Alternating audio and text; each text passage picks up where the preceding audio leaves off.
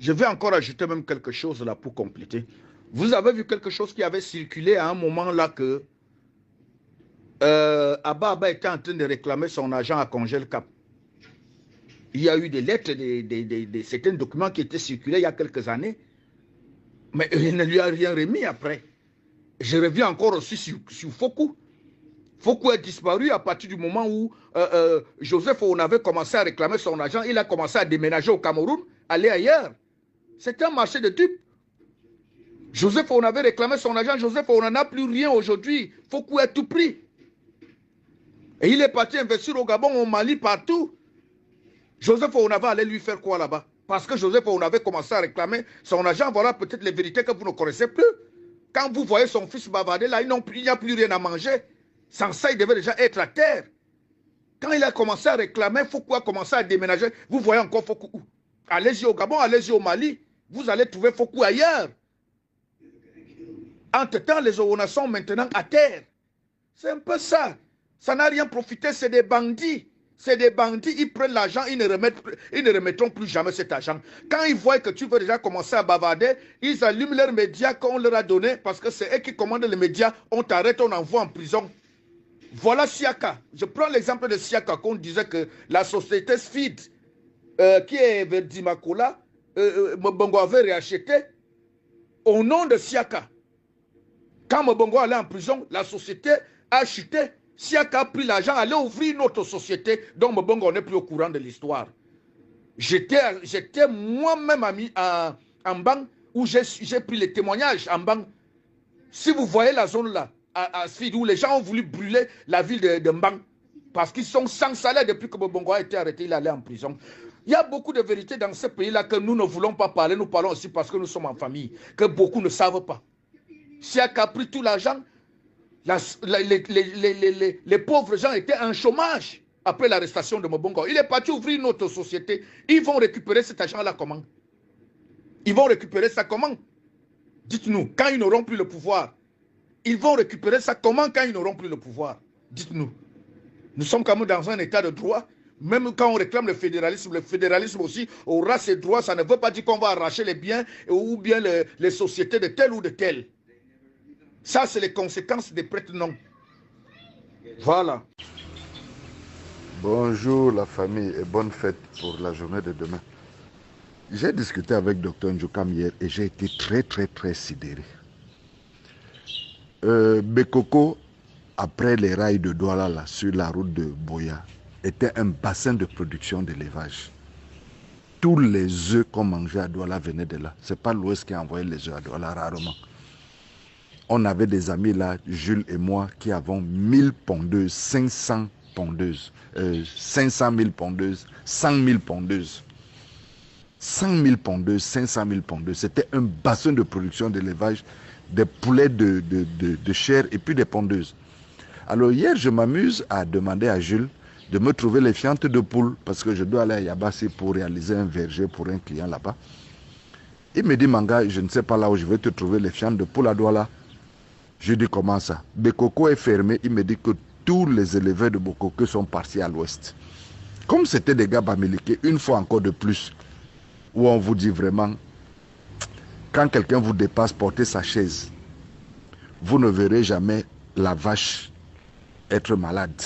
La vache folle là, c'est passé comme un tout petit machin. Mais chaque année, la grippe aviaire arrive, chaque année, la peste porcine arrive. Parce que justement, l'homme du Sud veut tuer l'homme de l'Ouest économiquement. Comme ça se passe avec Angelcam, comme ça se passe avec le porc, comme ça se passe avec le poulet. Je vous dis, c'est un diagnostic froid que je fais. Je suis du Sud, vous le savez, mais on doit se dire les vérités. Nous sommes des intellectuels, on doit se dire les vérités telles qu'elles se présentent. La vache qui est élevée au Nord n'a jamais eu de problème. Mais c'est le poulet et le porc qui sont élevés à l'Ouest par mes amis les Kamga, les Kwam, les Ebazé, qui chaque année, la peste aviaire, la peste porcine et la grippe aviaire. Pourquoi? Voilà un pan d'activité qu'on a décidé de leur abandonner encore aujourd'hui. Est-ce que vous savez que tous les œufs qui sont mangés au Cameroun viennent de l'Ouest là maintenant? Viennent de l'Ouest parce que Douala qui produisait ne produit plus. Les conditions agroécologiques ne sont plus favorables. Le maïs a dangereusement augmenté le prix. Ce matin, il est à 340 francs de prix. La filière est sinistrée. Complètement sinistrée. Tous les œufs, c'est-à-dire que c'est Bafoussam qui produit, qui envoie à Yaoundé, qui envoie à Bolova, qui envoie au nord, qui envoie à Centrafrique, qui envoie au Tchad, qui envoie à l'est, qui envoie au sud, qui envoie au littoral, qui envoie à l'ouest. Donc les 10 régions aujourd'hui sont ravitaillées en œufs à partir d'une seule région qui est Bafoussam. Vous avez abandonné un pan d'activité aux gens de l'ouest. Qu'est-ce que vous voulez? Vous avez abandonné le poisson à congèle-cam. Qu'est-ce que vous voulez? Qu'est-ce que ça vous coûte, nous les gens du sud là, de dire, bon, nos œufs ne viendront plus de l'ouest, nos œufs seront produits à Bafou, nos œufs seront produits à Bolova, à Sambelima ou bien à Yaoundé? Non.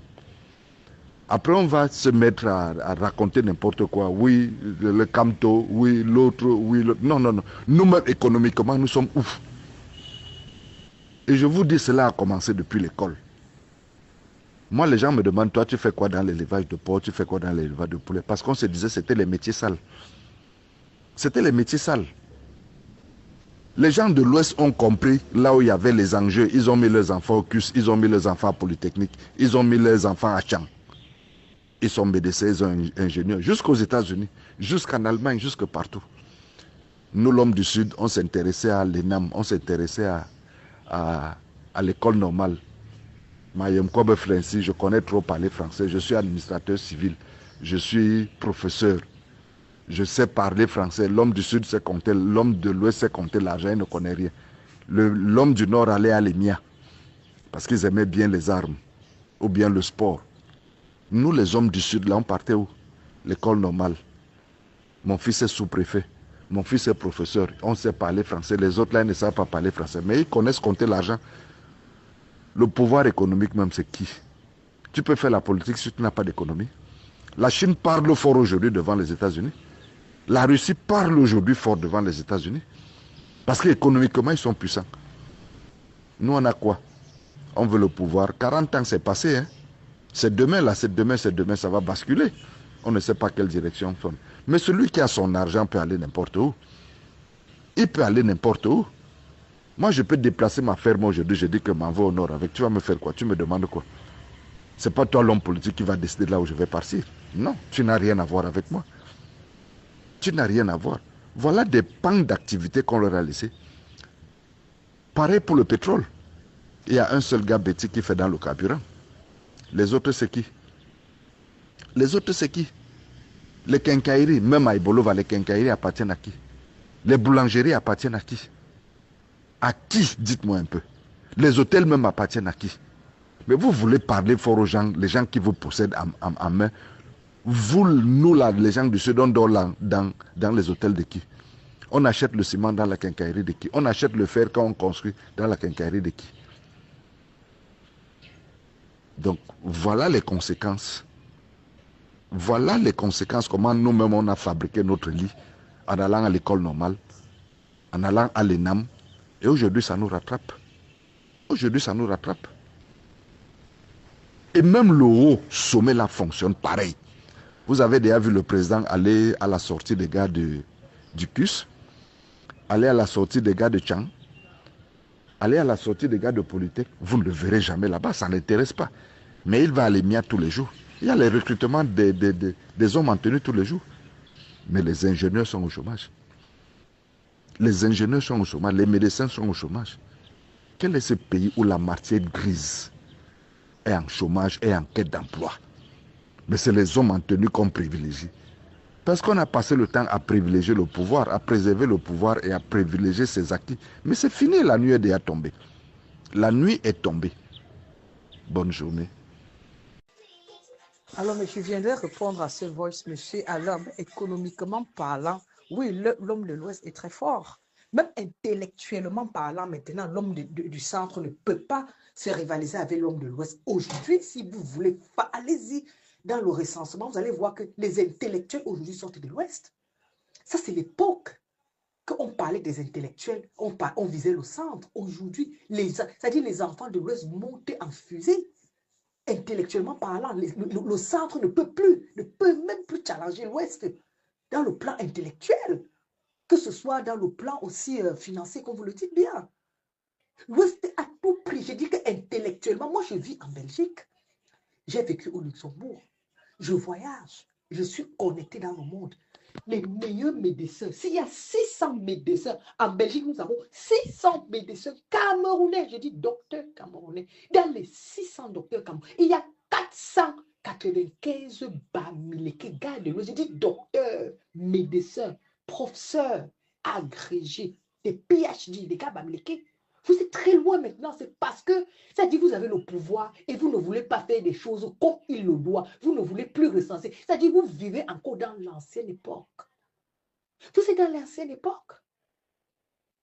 Sérieux. C'est quand c'est des... Moi, j'aime pas trop parler, mais quand c'est des trucs vraiment qui ne sont pas trop... Moi, j'essaie de dire quelque chose. Ça, c'est l'époque. Vous parlez d'une époque, il y a au moins 40 ans, 30 ans.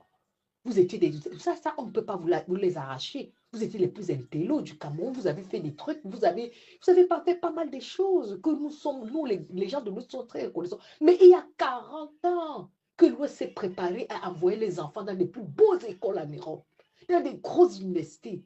Vous connaissez ce que ces enfants-là sont? Les enfants les enfants du centre ne peuvent plus parler intellectuellement avec les gars bamileke. Ça, oubliez. Ça, c'est l'ancien temps, il y a 40 ans. Je dis bien 40 ans. Ça, c'est l'ancien temps. Je dis que maintenant, les enfants, c'est la fusée. Je dis en Belgique, c'est le petit pays que vous voyez, la Belgique, là. C'est comme tout Douala. On a 600 docteurs camerounais qui a été recensé. Vous avez déjà recensé vos gars de l'Ouest au Cameroun pour dire qu'aujourd'hui, vous avez encore 600, vous êtes encore les plus intellectuels que les autres. Le recensement est passé où et quand? Vous avez compté comment? C'est sur quels critères que vous basez aujourd'hui au XXIe siècle pour dire que intellectuellement, vous n'êtes pas des intellectuels? Vous n'êtes pas des intellectuels. Vos diplômes, c'est les diplômes de Yaoundé. Là, quand vous arrivez ici, là, le blanc annule ça et vous demande d'aller recomposer.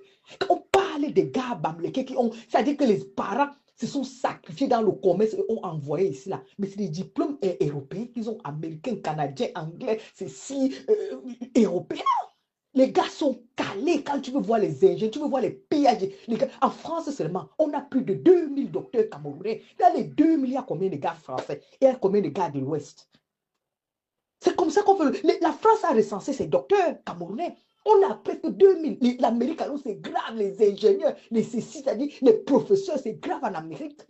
Vous dites que quoi? Ça, c'est l'épaule est passée, cher frère Alain, c'est passé.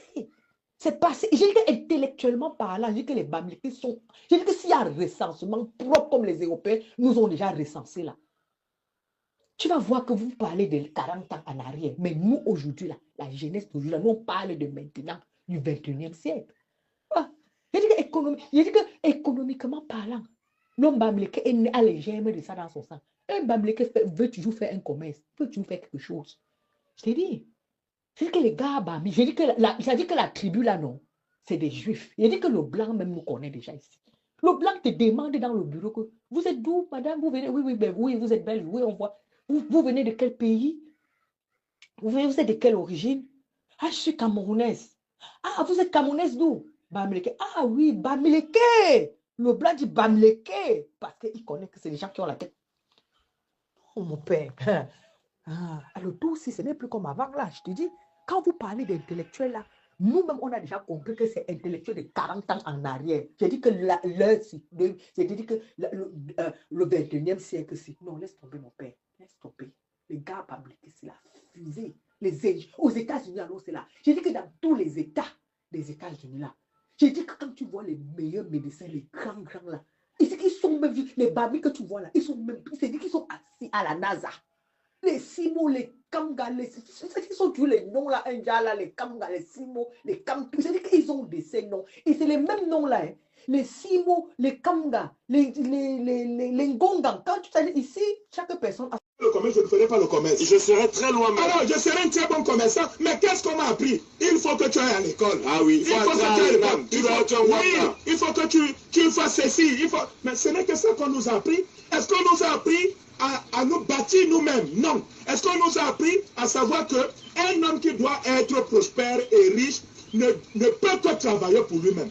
Est-ce qu'on a dit ça aux gens que la culture de l'auto-emploi, la culture des businessmen, c'est parce qu'on travaille pour soi-même. C'est le petit business que tu fais pour toi-même. C'est à partir de là, c'est pour cela que dans l'entrepreneuriat, on parle des créateurs de richesses. C'est quand vous travaillez pour vous-même que vous êtes capable. Mais est-ce que dans notre landerneau sociopolitique, notamment l'Ouest, notamment le centre, le Sud, nous sommes... Quand c'est l'agriculture de débrouillardise. L'agriculture de débrouillardise. Quand tu vois un gros champ, c'est pour le ministre. C'est pour le ministre.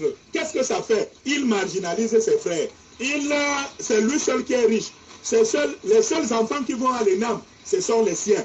Dans tout le village, il est le président du comité de développement. Il est le chef du village. Oui, quand il a donné un petit 500 000 pour qu'on fasse un puits, il fait la publicité dans tous les journaux. C'est lui qui demande. Donnez Zamanga, c'est...